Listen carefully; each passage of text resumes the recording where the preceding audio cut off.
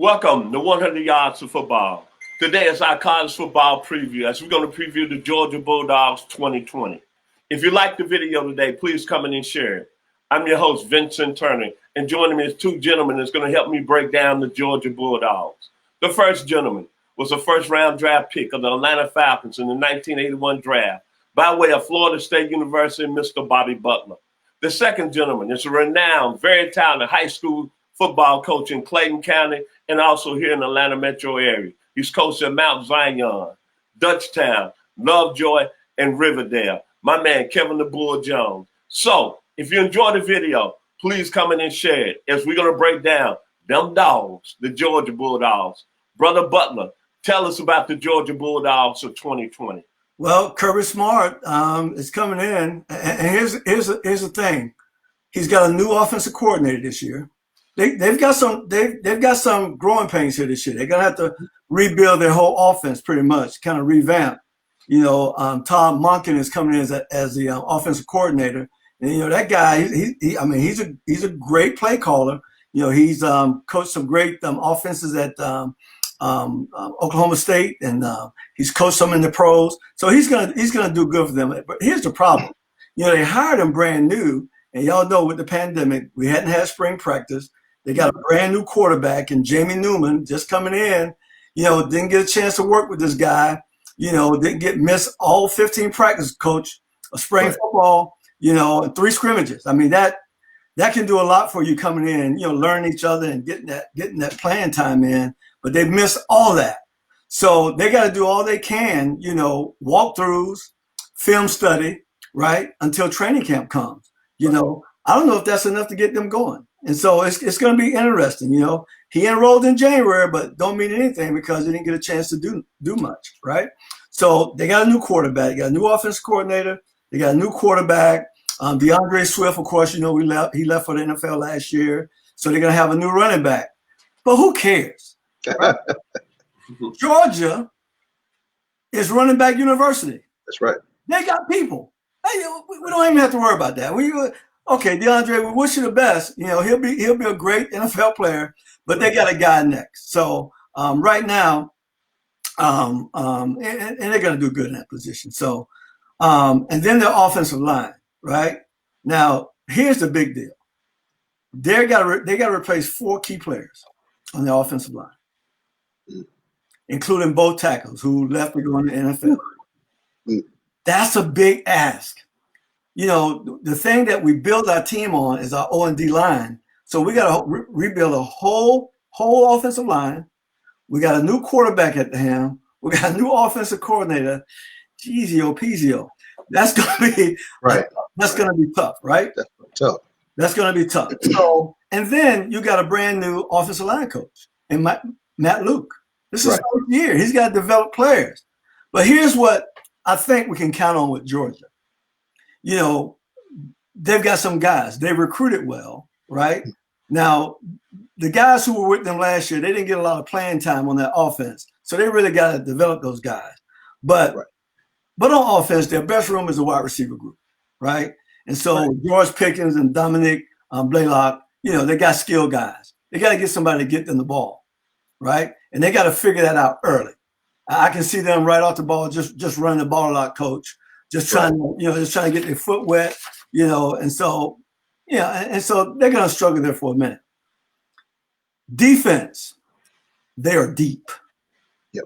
Now, see, in my opinion, defense is what Georgia football is all about, Mm-hmm. I mean, forever. They year in and year out, they're going to bring some of the best defenses to play. Dan Lanning did such a great job last year, defensive coordinator coach. He got a real raise. That guy went from $500,000 to $1.25 million in 1 year. He did a great job, right? But here's what he did, and I love this. And you can only do this now if you got players on your roster.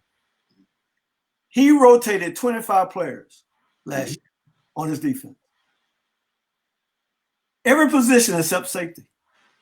Wow. So those guys got a lot of play. Even though they might not be named a starter, those guys are starters. They can play.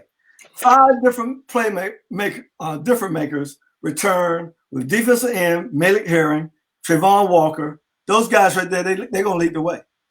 Georgia's always been so good up front, Coach. They play nasty football. I like the way they play defense, right? And then you got Monty Rice, he's going to lead the front seven, playing middle linebacker. And then you got Nolan Smith. You got those guys on the edge, and they're going to be stars this year, I believe. And then the secondary, they stack. Remember this name, Richard LeCounte. Yes. Now, see, Vincent, I'm going to tell you right now, when I hear the name LeCounte, I'll go back to Jacksonville Reigns again with a guy by the name of Terry LeCounte. Terry LeCounte. I played against as a freshman when he played at Florida, and I played against when he played the Vikings. I believe all that down there in South Georgia, all that's the same. All those LeCounte the same, right? Right. Now player coming out of high school, he led the team in interceptions last year. He's going to be a ball. But my overall view about Georgia is this. One thing we can say about Georgia is they know how to win football games. They win games. The expectation in Athens is real high. This is Kirby's team now. There's not one player left on the roster from the Mark Richt era. Right. They're all Kirby guys now, right? So, and they're coming off their third 11-game winning season. They know how to win games, all right? They are still the favorite in the SEC East. They're rebuilding their offense. They got a new quarterback. They got a new offensive coordinator. But here's the thing. They win games, but they're not ready for the big game yet. They're not ready for the big game yet. So they still got some growing to do to get to the spot. They got to develop their quarterback, and they're a few years away from that. So with that being said, they're going to lose their first game of the year. You agree with that, Coach Jones? That's tough. They're going to be 0-1. They're going to be 0-1. Yeah, that's tough. That's a tough game for them. They play Alabama the first game, so they're going to start the gate not so good. And then that cocktail game down in Jacksonville. Whoever win that game going to win the SEC East. And so Georgia's developing, but I think they can find a run game and bring their quarterback along. So I got them going the same thing, maybe 9-2 or 10-1. Coach Jones. Okay, well, so for those that are listening at home, I might hurt your feelings on this one, but I want you to walk with me on this walk. At the end of the day, the team that comes out of the SEC East and plays in the SEC championship game will definitely have at least one loss, because between Florida and Georgia, and no one's talking about Tennessee, Vincent, I can't believe it, but Tennessee is the beast. They're the elephant in the room. So let's get back to them Georgia Bulldogs, okay? Because I predict they're going to go 10-2, okay, or possibly 9-3. I see 9-3, because they have the game against Virginia, the very well-disciplined team, and that's who you open up with, okay? That's your first game of the season, Virginia? Unbelievable, okay? And then you got Roll Tide, and then you have, like you said, Bobby, you got that cocktail party down in Jacksonville. So here's what I see when I watch, I look at the Georgia Bulldogs. They got 3 starters coming back on offense. It's not a returning quarterback. So, of course, when I check my boxes, that's what I look at. I don't see a returning quarterback there. I see a quarterback that has to find his niche in a new program. I see 4 offensive linemen. Ben Garland started this past season, but I see 4 offensive linemen, and especially those 2 tackles, that have to deal with pressure coming off the edge. SEC football. It's one thing to see it in practice, but they're not allowed to hit your own quarterback in practice. So now you're going to have Bama and the rest of these teams, that first month of football, those first 3.5, 4 weeks of football in the SEC is the toughest part if you don't have a returning quarterback, okay, and you don't have a returning running back, although all the Georgia running backs did play. But you add on, you do not have the same offensive line, that's tough. And then watch this. This is the 3rd offensive coordinator in the last 3 years at University of Georgia. That's tough. So yes, Coach Monken is a very good offensive coordinator. Like you said, Bobby, spent time in the league. But here's what he has to do. He's got to have actual time with Jamie Newman to get this thing right. And so those offensive linemen are going to have a problem figuring out when is he going to scramble to throw, or is he going to scramble to run, or is he just going to drop or take off running as soon as he drops back? You know, there's a pocket awareness that has to maturate for him. And while he's got, you know, playing some of these top teams right off the rip is tough. Okay, yes, Georgia was the #1 scoring defense in the nation last year. #1. Yes, they got Kylie Ringo, the #1 cornerback in recruiting class, 2020 recruiting class. He's the #1 player. Yes, they got Darnell Washington, 6'8", kid out of Las Vegas. You know, the receiver, a tight end receiver. They've got big name players, and yes, they do have the defense that is going to really bring the wood the whole season. Okay, let that be known. But at the end of the day, you have to face those teams. Remember what I said, the common denominator. Where is your quarterback play? How many points can you score? Because if you can score 13 and you give up 12.7, then you win the ball game. If you can only score 10 and you give up 12.7 again, you lose the ball game. So when it's all said and done, Georgia has a host of players coming back on defense. Georgia's done an excellent job of recruiting, as usual, and they're going to be in the thick of it. But mark my words, Dog fans, the team that comes out of the East is going to have at least one loss. Somebody's going to ruffle those feathers, and everybody's going to get uncomfortable. Not me, because I predicted it right here. So you can hear it right now. Georgia's going to end up 9-3. That cocktail party down in Jacksonville is going to be tough. That offensive line's got to find time to mature. By the time they mature in their system, you know, you're looking at mid-season, and hopefully, knock on wood, no serious injuries. And you should, you know, 9-3 is not a great season to Georgia if you're not in the SEC championship game. But they have to prepare for that to possibly come. But they will have a good year. It's just tough with a new quarterback. He's only got 12 games to get it right, guys. 12 games. That's it. There's nothing else guaranteed. He's got 12. And knock on wood, I hope he does get it right. But it is going to be tough. But Georgia will have a winning record. Well, gentlemen, excellent information. Can't complain. But I'm gonna disagree. I'm gonna disagree with both of y'all. Georgia gonna be my surprise team to win it all, simply because I love the quarterback, Jamie Newman.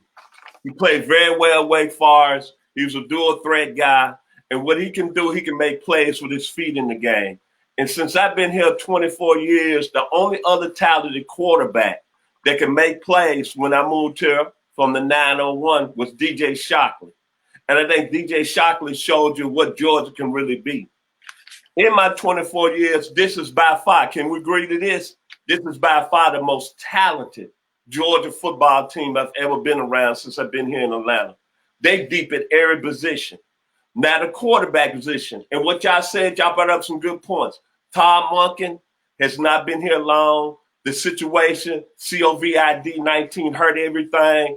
But this is a guy, Jamie Henderson, that's played football on a high level over there in the ACC. And he's a very talented guy that can make a lot of plays, doing a lot of other things. And then Tom Monken, what I like about him, he likes to go vertical. And Georgia this year, from a recruiting standpoint, they got 4 studs at the wide receiver position. And I'm going to bring up one stud that I want y'all to real closely. Mr. Butler, since you always talk about the Florida speed, you know who I'm talking about, Adrian Smith. Can I say his name one more time? State champion in the state of Florida. For you, Coach Jones, Bama wanted him real bad and missed out. So that being said, they're going to have players at the playmaker position, and Todd Monken is going to really bring an element of Georgia. It's going to get real, as the great Sly and the Family Stone used to say back in the day. I'm going to take you higher. That means vertical. Can I take you higher? Vertical.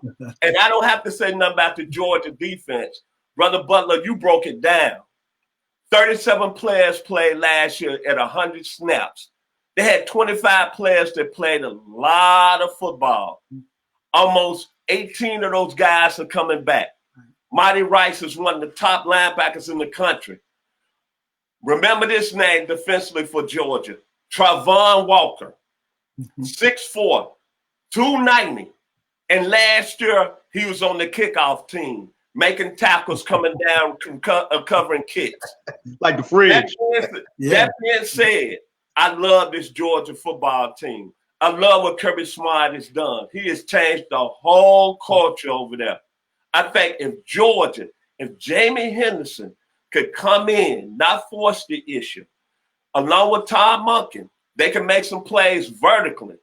The Bulldogs are going to be a team that's going to come out of the SEC this year and win it all. And we're going to find out a whole lot about them when they go down to Coach Jones' favorite place, Tuscaloosa, second game and third game of the year. We're going to find out a lot about Georgia. And you know what? I might put my money on the Dogs. Well, if you like the video, go ahead, Coach Jones. You should, Vincent, but let me share with you. I'm going to leave you with this nugget. The man who should get paid a lot of money at Georgia to do his job this fall will be Matt Luke, the offensive line coach, because as great as Jamie Newman is and as great as Kirby Smart is with his coaching mentality and his staff, and as great as Todd Monken is, he can't throw the ball if he's looking up at the sky.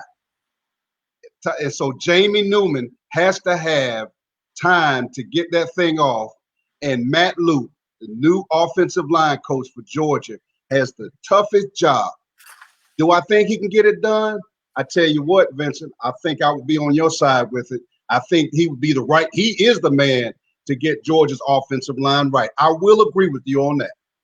Okay, before we end it today, this is for you and Brother Butler, especially you, Coach Jones. See, on Thursday, I work over there in Lithonia, Georgia. I go by that high school called Lithonia High School. There was a young man that was considered the second top offensive tackle in the country by the name of Broderick Jones, 6'4", 295. Don't blink your eyes now, Coach Jones. Alabama, Florida State, SC, everybody wanted him. And he's a pretty good basketball player with a 30-inch vertical. So guess where he's going to be lined up at this year? He's going to be with them Dogs on the left side. And they don't have to worry about Matt Luke in the offensive line for Georgia this year. Because remember, Andrew Thomas started as a true freshman 3 years ago, and he ended up being the 4th pick overall in the 2020 NFL draft by the New York Giants. So God bless, because I love this game. And I just really get real shady here because I see right now today y'all want to challenge me. And I'm going to bring it out of you. Roll Tide, Florida State. But them Dogs going to come out of the SEC this year. If you like the video today, please come in and share it. I'm Vincent Turner. Join me as the talented Kevin the Bull Jones. My man, Bobby Butler. Thank you and God bless. And how about them Dogs? I'm going to take you higher. Where to go? Slide the family stone, baby.